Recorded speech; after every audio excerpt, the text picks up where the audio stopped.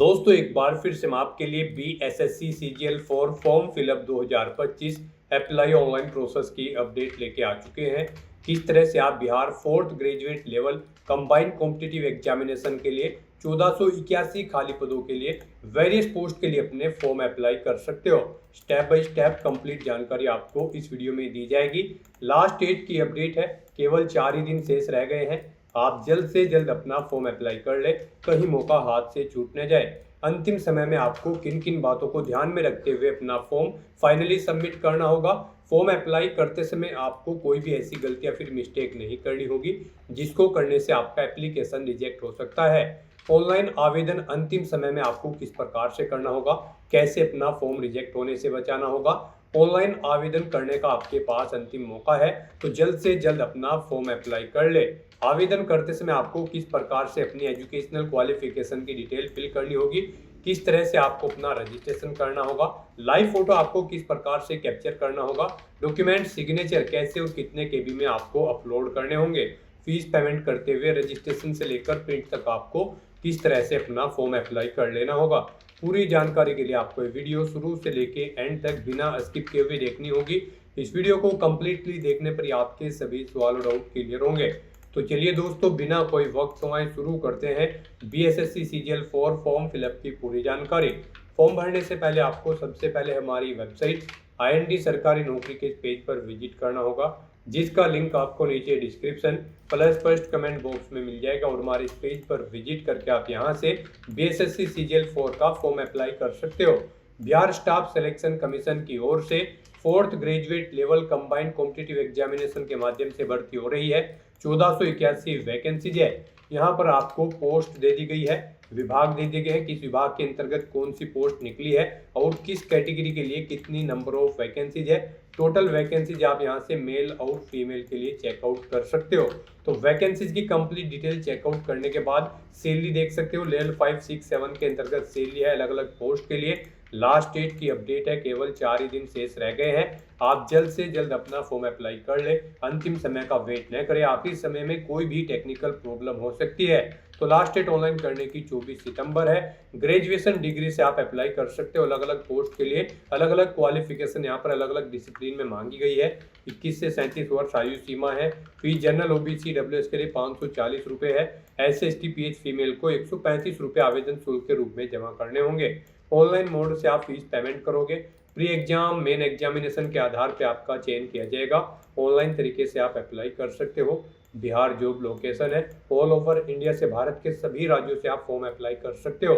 Online bssc.com ये इसकी official website है, जिससे आप ऑनलाइन आवेदन कर सकते हो। इंपोर्टेंट लिंक सेक्शन के अंतर्गत ऑफिशियल नोटिफिकेशन PDF लिंक पर क्लिक करते हुए आप इसकी ऑफिशियल PDF डाउनलोड कर सकते हो। यहाँ पर आपको पोस्ट वाइज सैलरी की जानकारी, एजुकेशनल क्वालिफिकेशन की डिटेल मिल जाएगी। साथ ही साथ यहाँ पर post wise, department wise, category wise vacancies की पूरी टेबल आपको दे दी गई है। उसके बाद में यहाँ पर आप एज लिमिट चेकआउट कर ले। यहाँ पर किस कैटेगरी के लिए कितनी मैक्सिमम आयु सीमा रहेगी वो आप यहाँ से चेक कर सकते हो। उसके बाद में यहाँ पर आपका एग्जामिनेशन पैटर्न सिलेबस दिया गया है। प्री और मेन एग्जामिनेशन के लिए फीस पेमेंट की इन्फॉर्मेशन कैटेगरी वाइज आपको दे दी गई है। फॉर्म अप्लाई करते समय आपको किस प्रकार से यहाँ पर अपना रजिस्ट्रेशन करना होगा, लाइव फोटो कैप्चर कैसे करना होगा, क्या इंपॉर्टेंट डेट है, किस प्रकार से आपको अपने डॉक्यूमेंट सिग्नेचर अपलोड करने होंगे, पूरी गाइडलाइंस आपको PDF में ही यहाँ पर मिल जाएगी।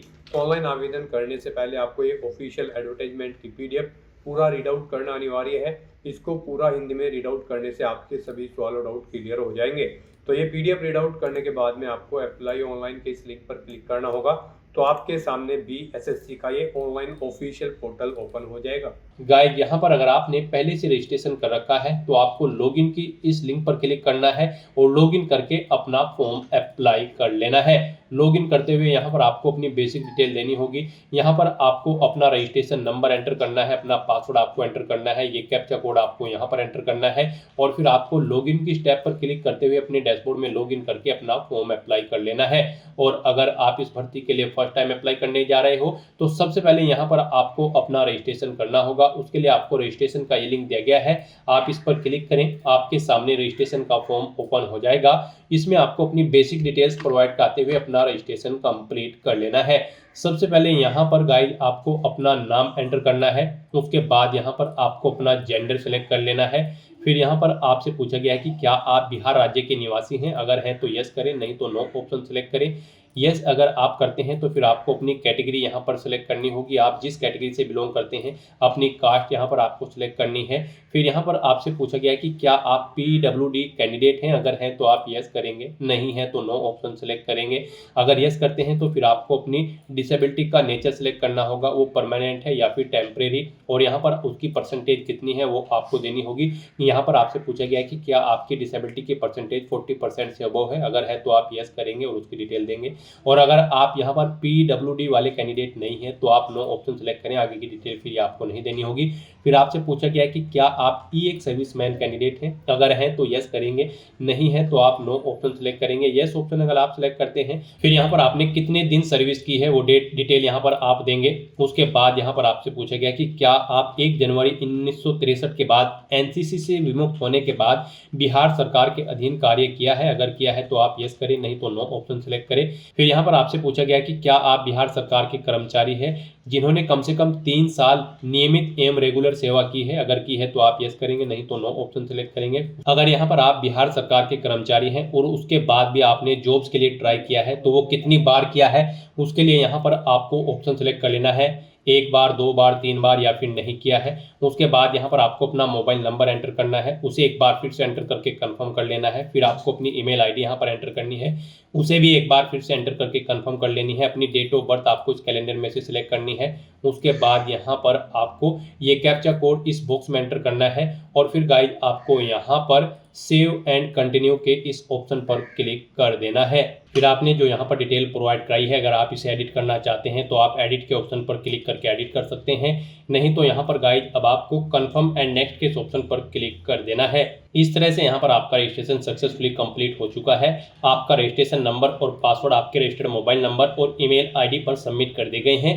आपको उन्हें केयरफुली नोट डाउन करके रख लेना है फ्यूचर यूज के लिए। आपका रजिस्ट्रेशन नंबर आपको यहाँ पर भी प्रोवाइड करा दिया गया है और यहाँ पर अब आपको अपना फॉर्म अप्लाई करने के लिए क्लिक हियर फॉर लॉगिन के इस ऑप्शन पर क्लिक करना है और अपना रजिस्ट्रेशन नंबर और पासवर्ड का यूज करते हुए आपको लॉगिन करते हुए अपना फॉर्म अप्लाई करना है। फिर आपके सामने लॉगिन का इंटरफेस ओपन हो जाएगा। अब गाइस यहाँ पर आपको अपना रजिस्ट्रेशन नंबर एंटर करना है, अपना पासवर्ड आपको एंटर करना है, ये कैप्चा कोड आपको यहाँ पर एंटर करना है और उसके बाद आपको लॉगिन की स्टेप पर क्लिक करते हुए अपने डैशबोर्ड में लॉगिन कर लेना है। नेक्स्ट आपके सामने आपका डैशबोर्ड कुछ इस तरह से शो होगा। यहाँ पर आपका फॉर्म स्टार्ट हो चुका है। यहाँ पर आपको 6 स्टेप्स को कंप्लीट करते हुए अपना फॉर्म अप्लाई करना है। आपको अपनी पर्सनल डिटेल देनी है, फिर आपको पेमेंट करना है, फीस पेमेंट जो रिक्वायर्ड फीस पेमेंट है, फिर आपको अपनी एजुकेशनल क्वालिफिकेशन की डिटेल देनी है, फोटो और सिग्नेचर आपको अपलोड करने हैं, लाइव फोटो आपको अपना कैप्चर करना है और उसके बाद आपको अपना फॉर्म सबमिट करते हुए अपने एप्लीकेशन फॉर्म का हार्ड कॉपी प्रिंट आउट ले लेना है फ्यूचर यूज के लिए। तो दोस्तों इन स्टेप्स को कंप्लीट करते हुए यहाँ पर आपको अपना फॉर्म अप्लाई करना है। तो सबसे पहले यहाँ पर आपको अपने फादर का नाम एंटर करना है, उसके बाद यहाँ पर अब आपको अपनी मदर का नाम एंटर करना है। फिर यहाँ पर आपको आपका जो डोमिसाइल सर्टिफिकेट है किस डेट को इशू हुआ है वो आपको सिलेक्ट कर लेना है। आप इस कैलेंडर के ऑप्शन पर क्लिक करें और डेट सिलेक्ट कर ले, उसका नंबर यहाँ पर आपको एंटर करना है। फिर यहाँ पर आपको आपका डोमिसाइल सर्टिफिकेट किस अथॉरिटी ने इशू किया है वो यहाँ पर आपको सिलेक्ट कर लेना है। इनमें नहीं है तो आप अदर ऑप्शन सेलेक्ट करें और फिर उसका नाम यहाँ पर दे उस डेजिग्नेशन का जिसने आपको आपका डोमिसाइल सर्टिफिकेट इशू किया है। उसके बाद गाइस यहाँ पर आपको अपने कास्ट सर्टिफिकेट का नंबर देना है, वो कब इशू हुआ है वो डेट आपको सिलेक्ट कर लेनी है, अथॉरिटी का नाम सिलेक्ट करना है जिसने आपको इशू किया है।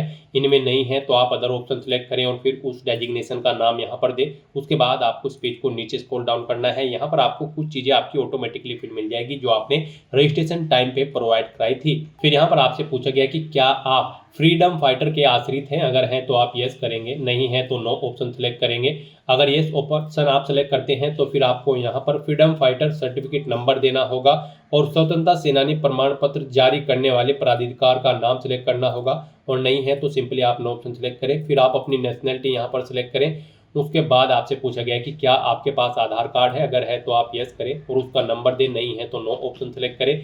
फिर यहाँ पर आपको अपना कोई photo ID proof option select करना है, Aadhaar card, voter ID card, driving licence या फिर पैन कार्ड या फिर पासपोर्ट, और फिर उसका नंबर यहाँ पर आपको प्रोवाइड करा देना है।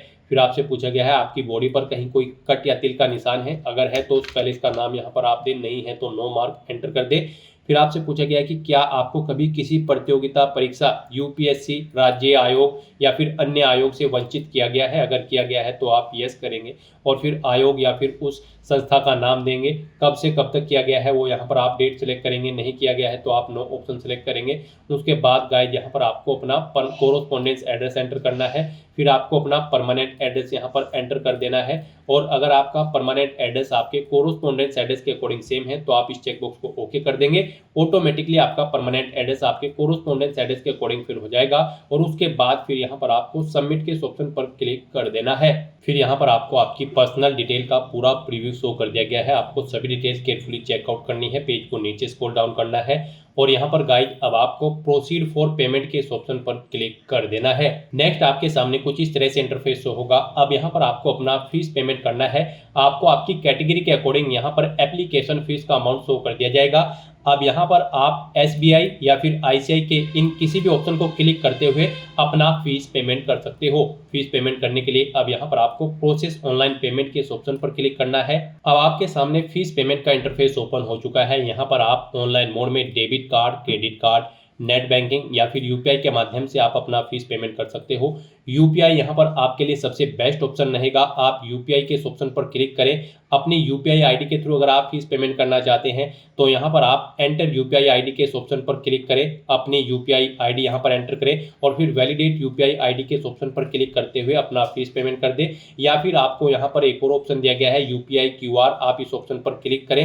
आपके सामने यहाँ पर फिर आपको पे नाउ के ऑप्शन पर क्लिक करना है। उसके बाद आपके सामने ये QR कोड शो होगा। आप इसे अपने UPI से स्कैन करें और अपना फीस पेमेंट कर दें। सक्सेसफुली फीस पेमेंट करने के बाद आपको अपनी एजुकेशनल क्वालिफिकेशन की डिटेल प्रोवाइड करनी है। इस भर्ती में पार्टिसिपेट करने के लिए आपके पास ग्रेजुएट डिग्री होनी चाहिए।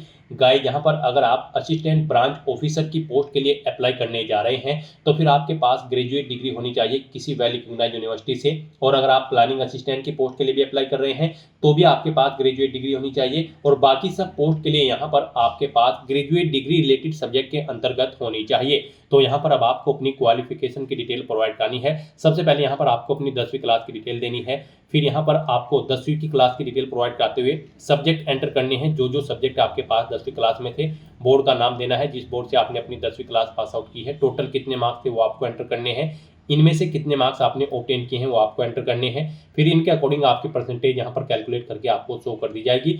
फिर यहाँ पर आपको अपनी 10वीं क्लास का सर्टिफिकेट नंबर प्रोवाइड कर देना है।